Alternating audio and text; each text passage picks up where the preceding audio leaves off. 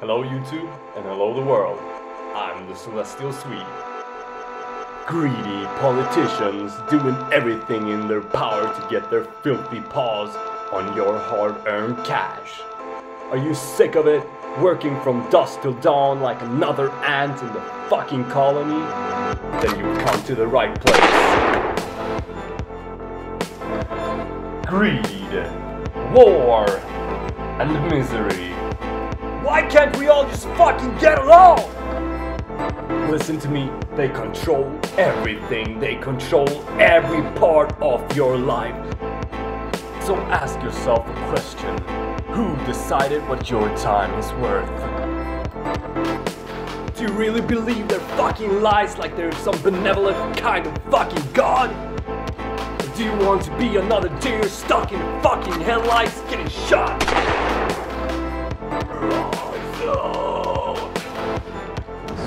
Final visit to enhance the vision of Hubble into the deepest grandeur of our universe.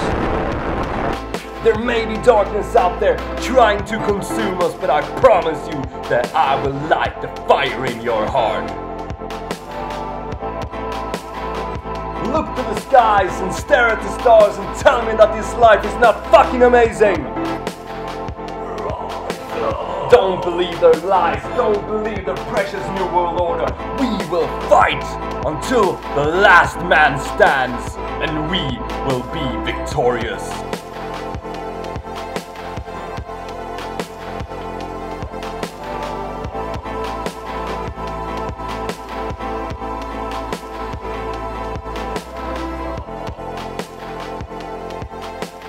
To a new episode, actually the first episode. And the situation in the world today might seem like a dire motherfucking Orwellian nightmare, but some things in life are truly funny. Like Jean-Claude Juncker getting drunk at the NATO summit.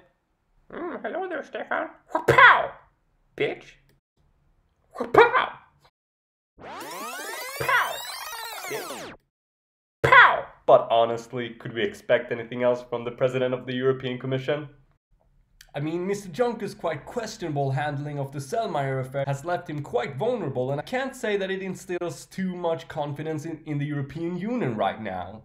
But from one insanity to another, how about the tasty little news that the Swedish Social Democrats are working together with radical Islamists to get votes? And in case you don't believe me, here are the articles. I mean, this has been a big problem in Sweden, and a lot of news sites have talked about it. Just researchers talking here about how the Muslim Brotherhood has infiltrated some of the political parties. Some of them openly homophobic, others wanting to introduce Sharia law to Sweden. أولاً ألا تخرج إلا بإذن ولي أمرها.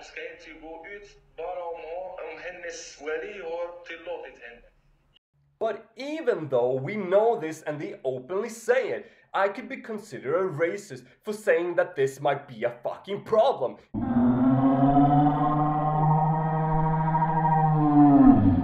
Nothing could be further from the truth. We can't fix a problem if we can't talk about it. Sweden and everyone in the world, you gotta realize that if we want a problem to go away, we have to talk about it, we have to exhaust the fucking issue before it dissolves itself. Not hide it under the fucking rubble and hope that it goes away. Or how about paying 1.2 million euros for the ugliest fucking sofa I've ever seen? I mean, the politicians in Sweden are fucked up. And how about this architect's fucking website? The most pretentious shit I've ever seen. The renovation was about keeping and developing the already existing identity and strengthen the Forumtorget for everyone and every need. I mean, come the fuck on! We paid 1.2 million euros for this? What the fuck?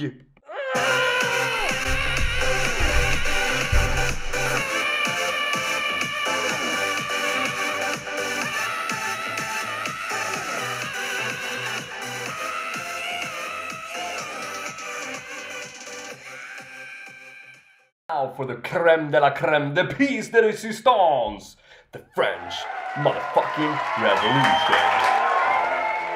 So the Yellow Vest is a left-leaning grassroots movement that started, according to many media sites, as a response to the shitty fucking job Emmanuel Macron is doing, especially when trying to increase the fuel tax. But the movement is motivated by rising fuel prices, high cost of living, and claims that a disproportionate burden of the government's tax reforms were falling on the workers and the middle classes, which, quite honestly, sounds a lot like Sweden right now. And anywho, back to the Yellow Vest. But historically, the French has always been badasses when it comes to revolution. The only problem for Macron is that they rarely end with the leaders having their head left. But if the crime only involved stealing our money, I feel like 90% of our leaders would get their head chopped off. And I mean, I'm not saying it, but maybe the world will be a better place without our benevolent overlords. And anywho, back to the Yellow Vest. Well, mostly a peaceful movement. But I did say mostly. I mean, look at this magnificent beast go, taking on a fucking squad of policemen on his own. But from one hoot to another, it seems like media want to tell you that the demonstration and protests are going down and dwindling. Fortunately today, we can record things ourselves, and by the look of these footages, France does not seem to be a hoot right now. It's so massive, it's going to be very difficult for me to try to document all of it and get all the way up to the front. And honestly, you gotta realize that this is a major milestone in our century, people. We need to stand up with France and show these motherfucking government fucktards that they can't control us and abuse us anymore! Viva la France! Viva la liberté!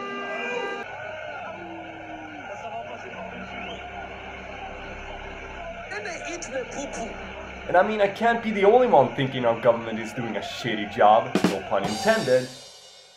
And since the European Union nowadays seems to crave for a communist utopia with Chinese censorship models, I feel like it's time we fucking protest while we still can.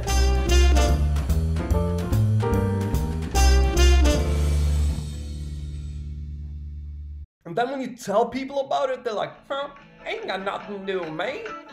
Hey Cletus, when did I last talk to my cousin?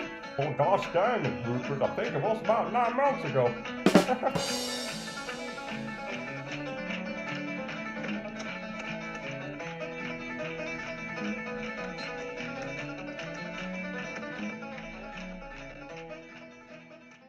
Yeah, let's talk about the little tiny fact that Sweden has gone without a government for 6 fucking months.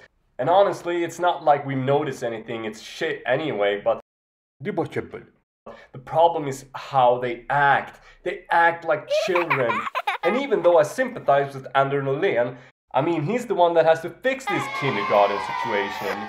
Everyone in Sweden right now knows that there should have been a re-election.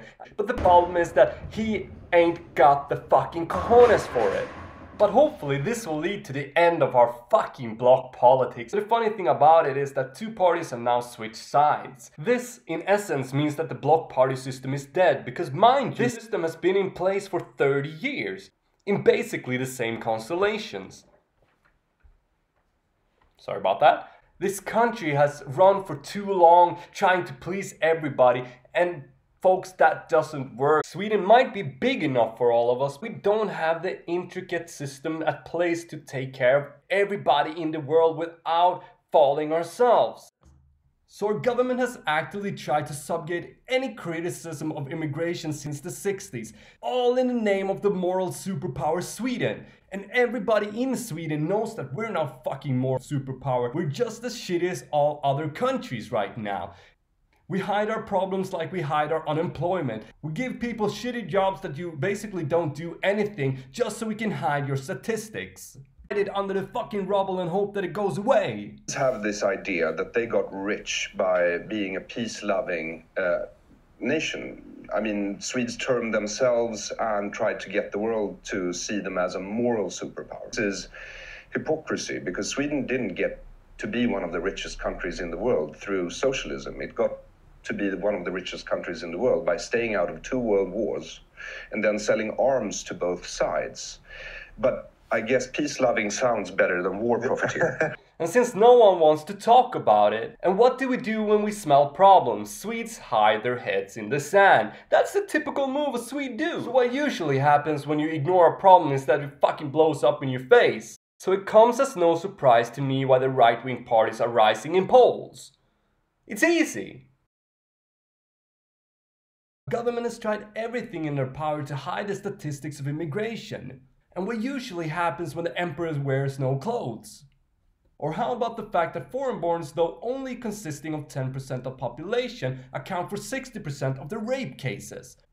Or how about they are 2.5 times more likely to be reported of doing some kind of crime? No one wants to address the fucking big elephant in the room, that immigration is costing Sweden its welfare state.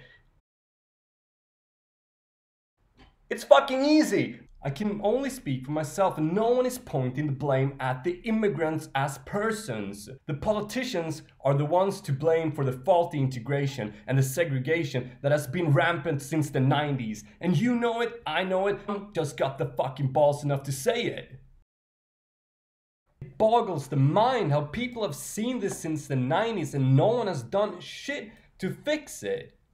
Do you sense the counter movement to this that you're obviously part of and that Tino's part of and several other people? Do you sense it growing? Because I get a ton of email from Sweden. Well, I sense it growing, but I fear it might be too little too late, and that that Sweden is too socialist and has been too socialist for too long.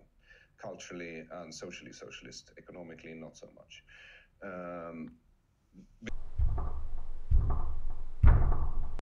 Most of us know that Sweden is fucked up. We pay millions for fucking politicians while teachers and nurses go without fucking pay. So Mr. Politicians, show us where the fucking money is. And the media that still continues to help and hide these things, be ashamed of yourself. Shame on you.